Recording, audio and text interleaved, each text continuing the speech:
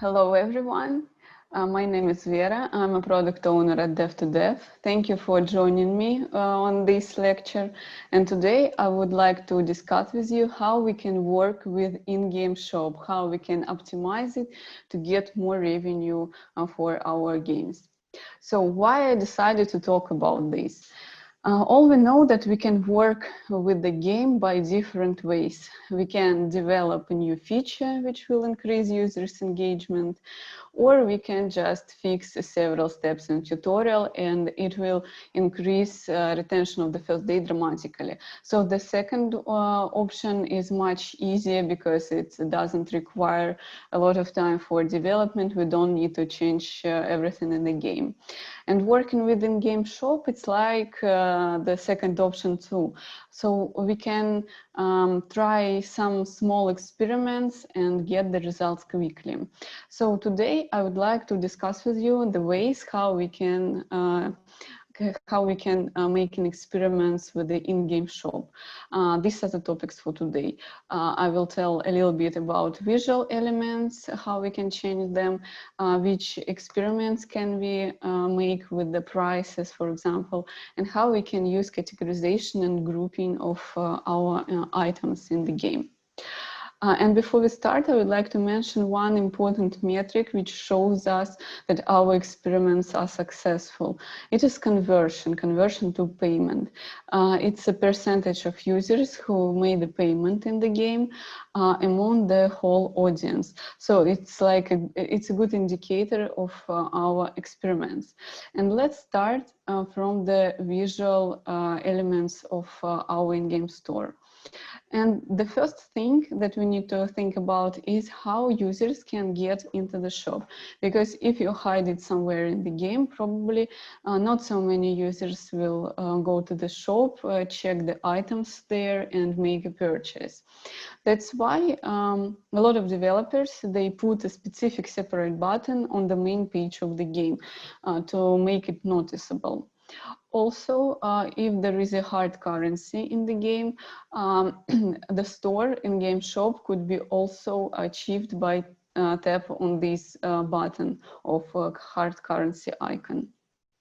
And also, if there are characters in your game, you can also put the shop button in the menu for upgrading these characters.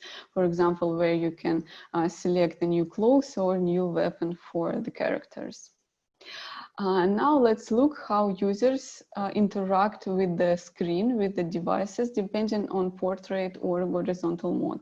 As we can see here in this picture, the bottom of the screen is the most convenient for interaction because when we hold our device, our thumbs are closer to bottom. That's why it's easy to tap any buttons there. And vice versa, the top of the screen is hard to for interaction. That's why it's better to put icons for the store somewhere on the top or on the bottom of the device. Now let's check several examples of different games, how they place the icon of their shop. This is the first one, and we can see here that shop is like a part of main menu. It's one of the menu options, and also it is located near the thumb of the right hand. So it could be easily noticed and it could be easily reached. So this is a really good example of placing this button. This is a Hearthstone game, and we see the same picture here. The shop button is a separate button on the main page, and it's located closer to the thumb of the left hand, which is quite easy for users too. This is an archery game, and this is a brilliant example of reaching the store because actually almost each tab will lead users to the store. If you tap the chest button on the bottom menu, you will go to the store. If you tap the energy bar or green diamond icon, you will go to the store, but to different sections, but still you will be redirected to the store. This is a really good strategy for game developer, and I think that a lot of users are visiting this store of this game. This is one more interesting thing. We can see at this picture the shop of the game Wildscapes. It's a match 3 game. And what is interesting here, at the same time on one screen we see 4.5 items for purchase. So the developer using this kind of design, he like show us that we can slide this list and see more items and make a choice for purchase. So he need to put any additional arrows or some tutorial. This design show us that this is not the end of the list, and we can see more items there if we just swipe this list. This game, Cats, it's used the same strategy too in the game store. And also we can notice that this half of third element, which is just visible on the half of this element, it started from the word super, which attracts more attention because it's more interesting. What does it mean super? What's super there? Also, it's a good strategy when you add some emotions to the purchase. It could look weird because we are talking about purchase. It's like a similar process or spending money, but still, when you add some emotions to the purchase, it's like prolong the positive feelings from the purchase. And here in this example, after you buy something, you need to tap each card to see what is on the other side. So you can enjoy for some time of the purchase. And also after you tap this button, you see some special effects, which could be pleasant for user who made the purchase. Now let's talk about price points. And the first thing I want to discuss with you is what is optimum number of items in the store. If there will be only 2 or 3 options, it will be boring for user. So probably it's better to add a little bit more, but the opposite situation not so good as well. So if you add around 40 or 50 elements, it will be hard for user to make a choice. And I would like to mention paradox of choice here. It's like a behavioral bias that tells us that if user or customer or any other person have a lot of items to choose, he more likely will not make a choice and not make a purchase. That's why it is considered that the optimum number of items in the in-game store is from 5 to 7, or around these numbers, maybe from 4 to 6, something like that. Not a few items and not a lot.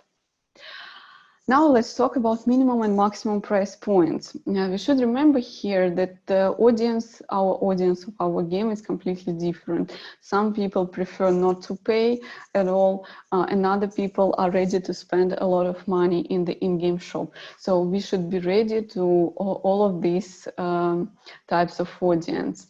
But let's go step by step and start from the minimum price. So usually minimum price is used for just converting users from non-paying users to paying users, because it could be hard for users to make this first step when he just launched the game for the first time. And also we remember that conversion from the second purchase to the, or from first purchase to the second is much higher than conversion from non-paying user to paying user. So conversion to payers could be around 1% or 2%, so it's a small digit. But conversion from first payment to second payment could be 70% even. So this is our aim is to allow users to spend their money and make this process pleasant for them. Also, we should remember that there are some players who didn't pay for the digital content at all. So probably if your game is so exciting for him, if he likes it, he could make the first purchase in your game. So we should be ready to make some, we should make some specific price for these kind of users to let them make their first payment. Also, some developers use the starter packs. They offer a set of different currencies, bonuses just for start, just to let users try how the game experience could be with additional currency. There is one more good idea is to use several starter packs for different type of audience, for players who are ready to spend a lot of money in the game. Probably it is the future whales. I will talk about these segments a little bit later. Or if users don't want to pay more, he could buy some cheap starter pack just to try. When we talk about maximum price points, it is usually exists for whales, the category of users who spend a lot of money in the project. And it could be offensive if we lose these kind of people because we don't have specific prices for them, suitable prices.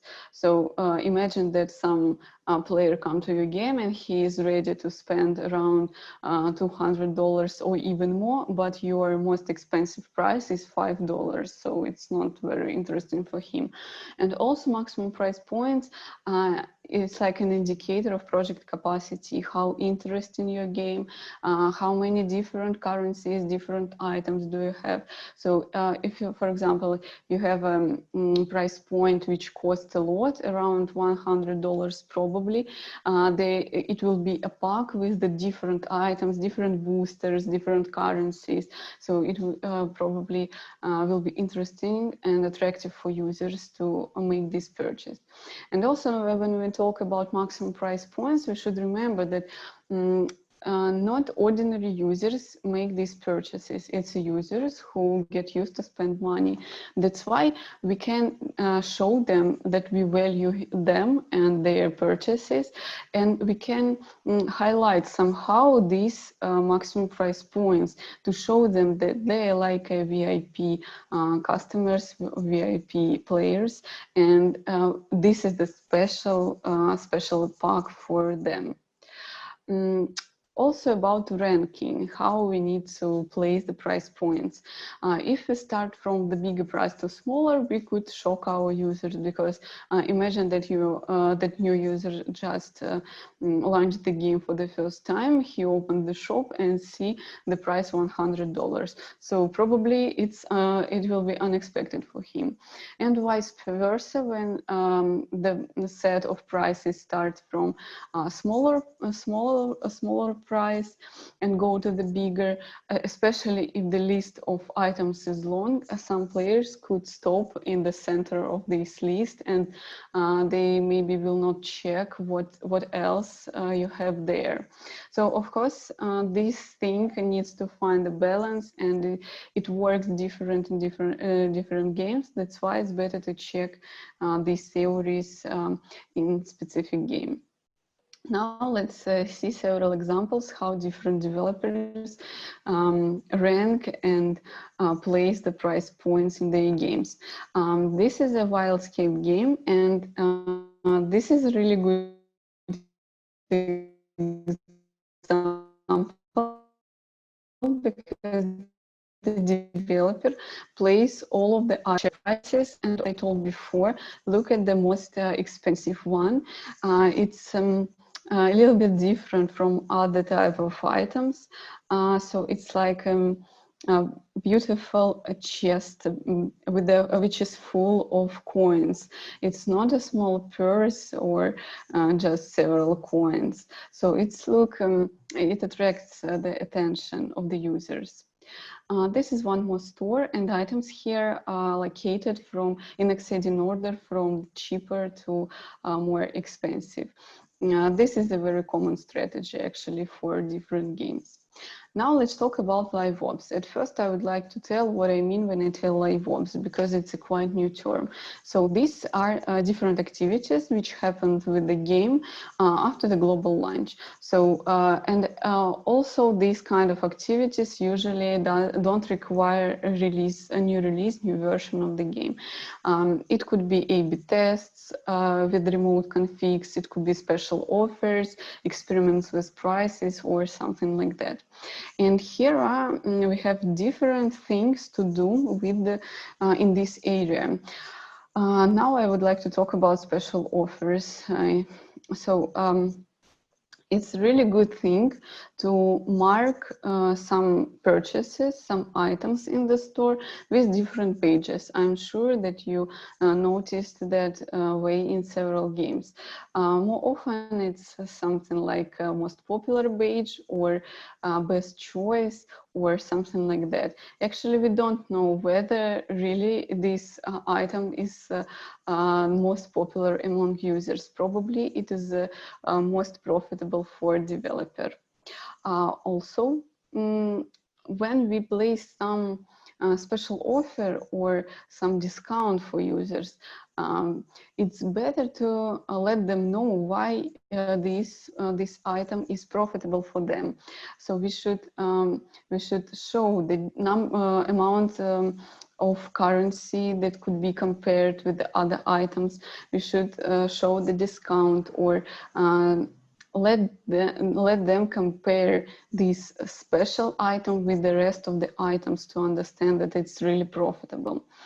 Good practice here also is to place the special offer outside the store, because not each user every day check the store. Probably one day he will not go to the store, but still he launched the game, and it's a very good option when he can find the special offer or some discount on the main page of the game. Give it a try, a nice thing too. It's very suitable for games with the characters. When the character could be upgraded, for example, you can buy new clothes or new weapon for him. And when you swipe the list, each item appears on your character, so you can see how he looks like with the new sword. So it's like it's a pleasant thing too, and you can see what this purchase will give you. Also, this very good and effective options, it's a temporary promotions or time limited offer. Now let's check how the different developers promote their special offers. This is Nurture game, and special offer is located in the top of the shop. So when we open shop, the first thing which we see here is a special offer. Also, there is in the right top corner, we can see the red badge which shows the value of this offer. Developer tells us that it's 4 times valuable than the rest of the items in the store. And actually we can compare this offer with the gems packs, for example. This offer will give us 300 gems for around €2. And we can see that the gems pack, second gems pack, it gives us 500 gems for a price which is not even twice more. It's much more than $2. This is how users can compare and estimate the profit of offers. This screen, we saw it before. Here I would like to mention 2 pages, best seller and best price, which are used for highlighting 2 options in the store. One more example too, Brawl Stars games. Here, again, a special offer is located in the store, and the profit of this offer is very noticeable. Look, this offer gives us 350 gems for the $11.37. But the gems pack in the top right corner, it offers us 170 gems for the same price. But we can see also that special offer will give us some mega box, so it looks much profitable for in comparison with the ordinary packs. This is a shop of Angry Birds second game, and here they decided to highlight one. It's not an offer; it's like the ordinary item, but it's a little bit highlighted. It's like a part of the shop, but at the same time, it's bigger. It's catch more attention. It has a badge, so probably developer want to push our users to buy this item. This is a very interesting example, Wuga game, a hidden object genre, and their offer appears just when you launch a game. You will only start it and see this offer before you before you see the main page of the game. This offer combines different elements of marketing. It's available only for 2 days. It's the red row. Also, we can see the discount. It's a 55%. And also the prices. We can compare prices for the separate items and the new price, which is around €5, which is much cheaper than the original price. After we close this item, this offer, we will see another one without close button. So to close this offer, we need to tap another button maybe later. But again, we can see the good elements here, like some prices, comparison of prices and discount. But it's still not the end. After we close everything, every pop-up, we can see the main page of the game, and this offer is still available here on the left side. It's still so if you decide to buy it, you can always reach this offer again. This is a Hearthstone game, and their special offer is located in today's quest section. So probably users will not check every day, like I told before, they will not check the shop, but probably they will check what is new in today's quest section. And probably developer defined that it's a very popular section among users and place their offer there. So it could be not today's quest, but you can just find the very popular section of your game and place a special offer there. Also, I would like to say a couple of words about time-limited offers. So more often these offers are available for 1 day or 2. And it's better to show this offer when users are more active. And if you can define the time when they are most active, it's better to show this special offer at this time. So for example, you can see that your users are more active on the weekend. That's why it's better to show this offer in these days. If not, if the vice versa, they don't play on the weekend, you can check the install date and time and show this offer this time. I check it in different games. People really are more active at the time when they install the app. So it really works. Now let's talk a little bit about categorization. It's how we can group our items. We told before about paradox of choice, but still, if your game takes a lot of time to complete, or you have a lot of different characters, different things for them, different equipments, items, and so on, so you can't add only 7 items in your store. You can use categories or some kind of groupings to put some similar things together, which it makes easier for user to make a choice. But when you add some categories, again, you should remember about paradox of choice, because if you have a long list of categories, 20 categories, still it will be hard for user to make a choice. So this is an example of Brawl Star games. We can see here at this screen 2 packs, gem packs and coins packs. And this game has only 6 gem packs. Also they have coin packs. Also maybe something different currency modes. So after they put these packs into categories, it will be easier for users to navigate the store and find the item that they need. Pricing, very interesting subject. So when we just launch the game, we need to select prices for our game. If we start from the cheap prices, small prices, probably we will have a good conversion. A lot of users could make a payment. But after some time, if we decide that we need to earn more money and probably we want to increase our prices, we could face with the negativity from the community, because users got used to some specific prices, and they will not like to pay more for the same currency, for the same amount of virtual currency. This is one effect of cheap prices.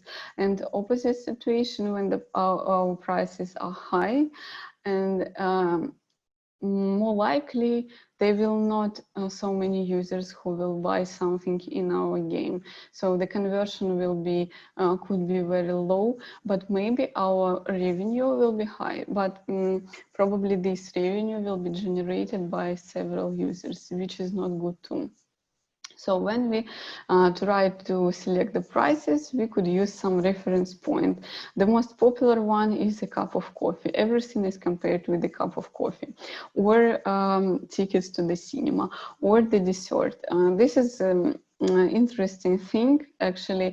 Imagine that you come to the restaurant, you have the meal, and after that you are not hungry anymore, but still you want to order a dessert, just because you want to prolong these feelings, enjoy the meal. This is not necessary purchase for you because you are not hungry, but still you buy it. And the same principle works in game. So you can actually continue playing in the game, especially free-to-play game, without making purchases.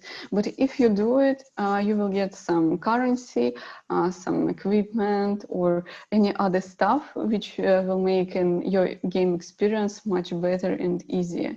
So this work like this stuff like tickets and desserts. Also, when you try to select price, you can check the top games on the market, especially the games that are in the same genre as your game. Or you can visit site howlongtobeat.com and see how much time some games lasts or require to complete.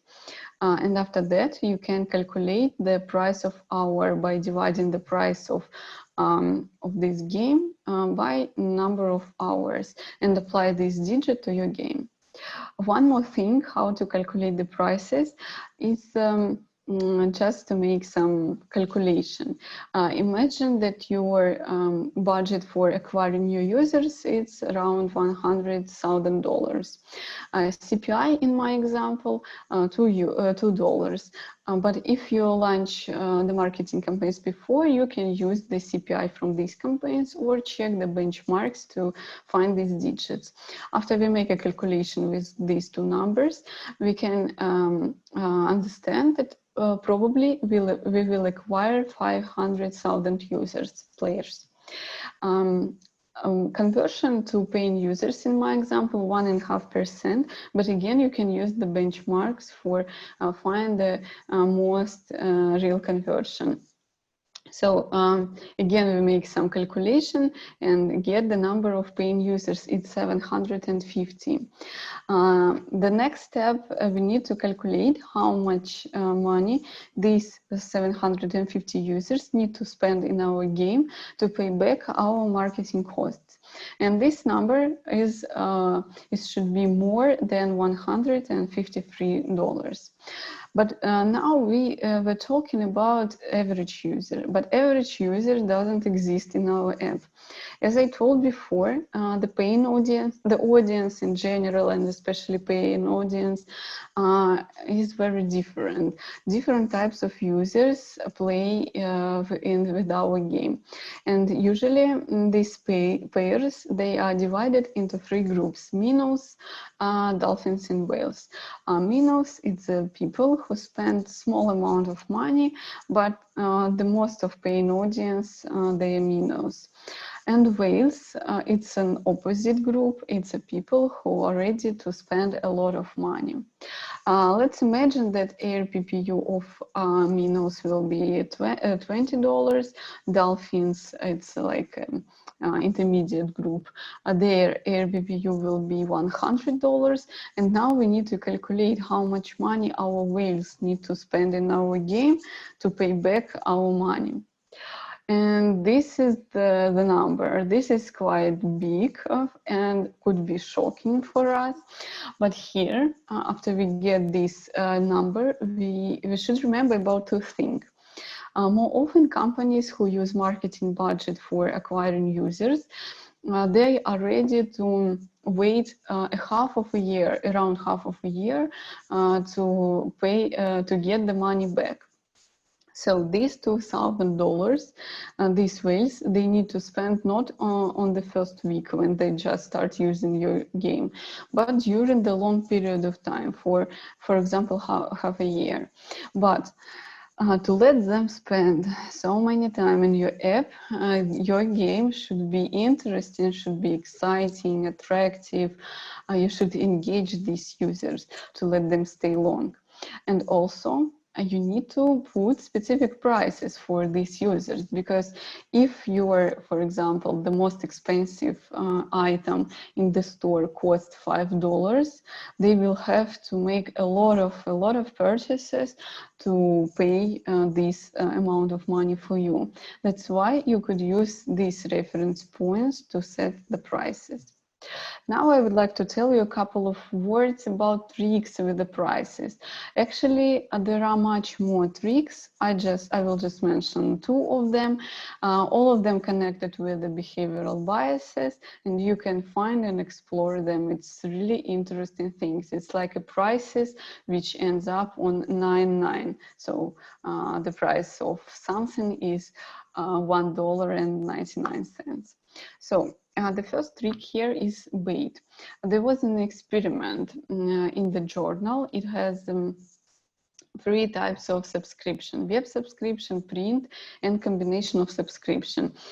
We can see here that second type of subscription looks like useless, because this price is the same like the price of combined subscription. But and reasonable question here, why developer decided to put all of these subscription here? Now let's check the answer on this question.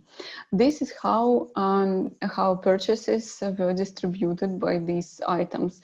Nobody bought print subscription. Everybody, more people, they decided to buy print and web subscription. And ARPU, average revenue per user, was more than $100. Let's look what happened after a developer removed a second subscription. The distribution has changed. More users started to buy web subscription, and ARPU became much less. It happened because for our brain, it's easier to compare things that are closer to each other. So it's more easy for us to compare A and marked A on the second picture than A and B. Next trick is anchoring. There was an experiment. Again, 2 users were divided into 2 groups. First, and both of the groups were asked the same question: what is the share of African countries in United Nations? The first group was asked additional questions, more than 65%, and the second group was asked the same question, but about 10%. So these 65 and 10% were the anchors. And let's look how these what answers these groups gave. The more was an anchor, the more was an answer. So in games, it works the same, or everywhere it works the same. Maybe you remember I told that when we start placing our items in the store, starting from the most expensive, it could work not so good. But still, probably you need to try, because we also remember that Robert Cialdini, in his book Psychology of Persuasion, he mentioned one more example about anchoring. Imagine that you are going to the shop and you want to buy a suit and spend around 200 euros. You can come to the shop and shop assistant offers you a suit for $500. It's very, very expensive for you, and you decline his offer. And the next suit that he offers costs $350. And you buy it despite you wanted to spend only $200. And it happens because the first anchor was $500. So probably when you put maybe not the most expensive, but quite expensive item to the first place in the shop, it could work like an anchor too. But again, it needs to be checked via different experiments. And probably this is the last section about displaying ads. Using ads, it's a very popular way for monetization now.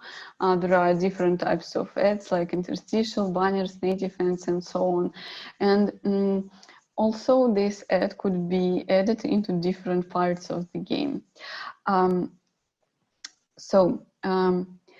Also, it's a good practice when you show this ad only to non-paying users, just to not annoy your payers. They already pay, that's why the developers usually let them enjoy the game without the ad.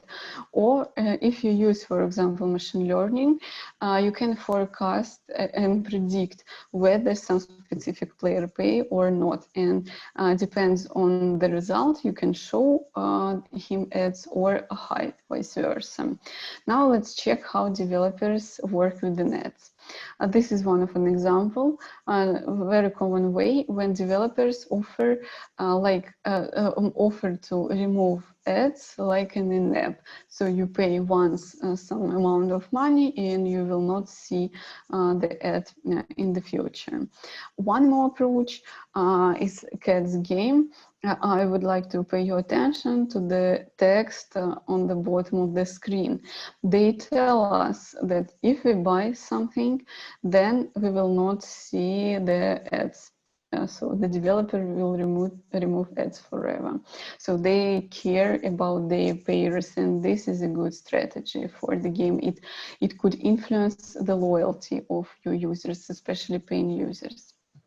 Okay, and that is all that I wanted to say to you.